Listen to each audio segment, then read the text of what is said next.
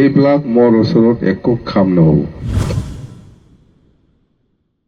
এইটো যদি নহয় আমি বিফেবক ভোট নিদিওঁ, এইবিলাক আৱাজ মোৰ ওচৰত নাদিবি। কিন্তু জটিলতা নোহোৱাকৈ আপোনালোকে মোক অসমৰ স্বাৰ্থত আৰু বড়োলেণ্ডৰ স্বাৰ্থত কাম কৰাৰ কাৰণে এটা ৰাস্তা খুলি দিয়ক। মই চাকৰি বাদ দিলোঁ সমাজ সেৱাৰ কাৰণে, জাতি সেৱাৰ কাৰণে। दुलाराय बर' फरायसा आफादनि आफादगिरि मानाव गेदेर दिपेन बर' सार बिथाङा मोनसे साननो गोनां खोथा बुंदों। मा खोथा नोंथांमोना भिडिअनि गेजेरजों नुनो मोनगोन आरो भिडिअखौ नायखांना नोंथांमोना कमेन्ट खालामनो दाबाव। बेजों लोगोसे बिटिसिनि चिफ हाग्रामा महिलारि सारा पार्टिखौ लानानै पार्टिफोरनि गेजेराव दान्थे बिदान्थे जानाय खोथाखौ लानानै गोबां बेसेन गोनां खोथा बुंदों। मा खोथा बुंदों बेखौबो भिडिअनि गेजेरजों नोंथांमोना नुनो मोनगोन। BPF আৰু UPPL দুইটা দলৰ প্ৰতি মোৰ সন্মান শ্ৰদ্ধা আছে। এই কাৰণে আছে যে হাগ্ৰামা মহিলাৰী ডাঙৰীয়াই হওক, প্ৰমোদ বড়ো ডাঙৰীয়াই হওক, তেওঁলোকে সুদীৰ্ঘ সময়ৰ পৰা সংগ্ৰাম কৰি এটা আঞ্চলিক দল গঠন কৰিছে। বড়ো জাতি উত্তৰণৰ সমান্তৰালভাৱে আন আন জাতি জনগোষ্ঠীৰ অধিকাৰ তেওঁলোকৰ উত্তৰণৰ কথা এই দলসমূহে আগুৱাই নিছে। আৰু ইয়াৰ কাৰণে আজিৰ তাৰিখত আঞ্চলিক দলেই হওক, ৰাষ্ট্ৰীয় দলেই হওক, অসমখনৰ স্বাৰ্থত, বড়োলেণ্ডখনৰ স্বাৰ্থত যিসকলে কাম কৰিছে, আগুৱাই নিছে, সকলো দলৰ প্ৰতি মই আঞ্চলিক আৰু ৰাষ্ট্ৰীয় দল সকলোকে কৈছোঁ, ভাল কাম, ভাল নীতি আৰু বড়োলেণ্ড বটিয়াৰ অঞ্চলৰ আগুৱাই নিয়াৰ কাৰণে তেওঁলোকে যি প্ৰচেষ্টা অব্যাহত ৰাখিছে, সদায় মোৰ সন্মান শ্ৰদ্ধা মই জনাইছোঁ। আৰু এই কথাটো মই ক'বলৈ বিচাৰিছোঁ যে আমন্ত্ৰণ জনোৱাটো, সন্মান দিয়াটো এটা বিষয়, কিন্তু সন্মান মই কি ধৰণে দিম সেই বিষয়টো জটিলতা আছে।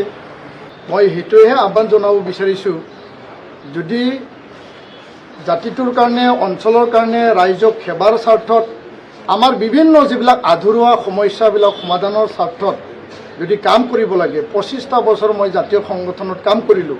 সকলো জাতি জনগোষ্ঠী ৰাজ্যিক পৰ্যায়ত বা অসম আৰু বিটিআৰ পৰ্যায়ত সকলো লোকৰ লগত মই সমান মই মৰ্যাদা ৰাখি আহিছোঁ। এই ক্ষেত্ৰখনটো চাই পেলাই যদি দলবিলাকে বিচাৰে, মোৰ বিনম্ৰভাৱে এটাহে আহ্বান ৰাখিম, ইয়াত UPPL দলেই হওক, ইয়াত BPF দলেই হওক বা BJP দলেই হওক, আন দলেই হওক, তেওঁলোকে মোৰ কাৰণে এটা মানে কোনো বাধা নোহোৱাকৈ, কোনো দ্বিধাবোধ নোহোৱাকৈ মই এই পথাৰলৈ যাব পৰাকৈ এটা ৰাস্তা ওলাই দিব লাগে। আৰু মই য'ত থাকিম বা য'ত যেনেকৈ মই খেলিম, যদি খেলাটো থিৰাং হয়, সিদ্ধান্ত হয়, তেতিয়াহ'লে সকলোৱে মোৰ প্ৰতিও সন্মান জনাই পেলাই যে দীঘলীয়া সময় মই চাকৰি বাদ দিলোঁ সমাজ সেৱাৰ কাৰণে, জাতি সেৱাৰ কাৰণে।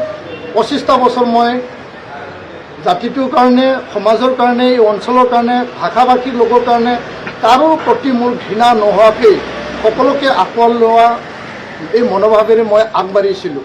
আৰু ইয়াৰ কাৰণে মই যদি ৰাজনীতি পথাৰত আহিব লাগে, আহাটো যদি সকলোৱে বিচাৰে, সকলোৰ প্ৰতি মোৰ এটাই আহ্বান যে মোক সহজ ৰাস্তাত ওলাই অহাৰ কাৰণে আপোনালোকে সহায় কৰক, আপোনালোকে মোক ছাপোৰ্ট কৰক, আপোনালোকে ৰাস্তা পথটো দেখাই দিয়ক।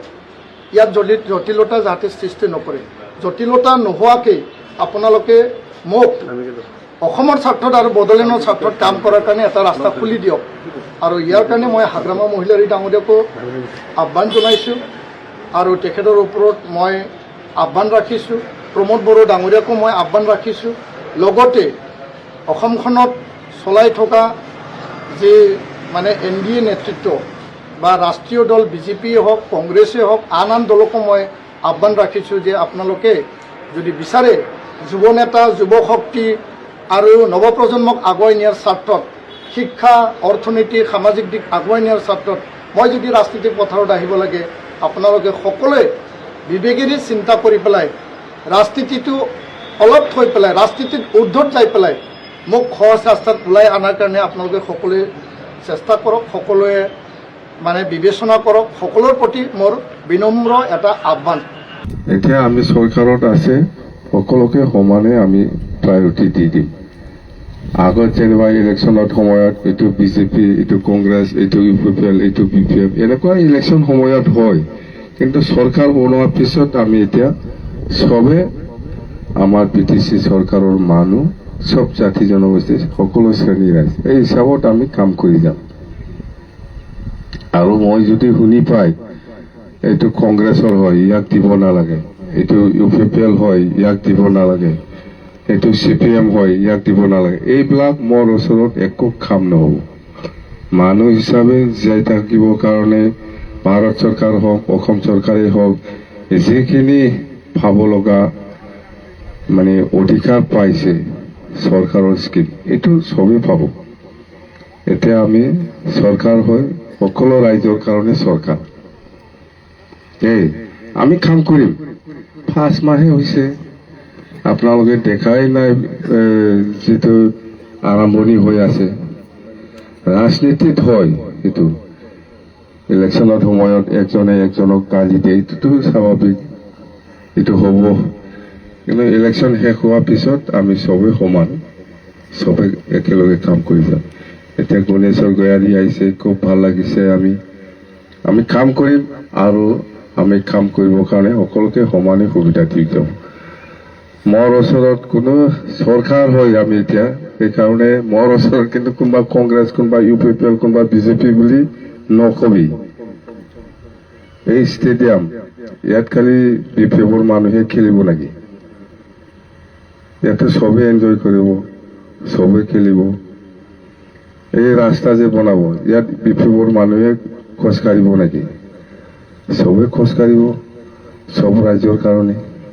আৰু বেছি হুলস্থুল নকৰিব, এইটো যদি নহয় আমি BPFক ভোট নিদিওঁ, এইবিলাক আৱাজ মোৰ ওচৰত নাদিবি। কিন্তু বেলেগ জাগাত দি মই নুশুনা, মোক শুনাব নালাগে আৰু কি, বেলেগক শুনাই দিয়ে, কিন্তু এইবিলাক আৱাজ মোক নিদিবি।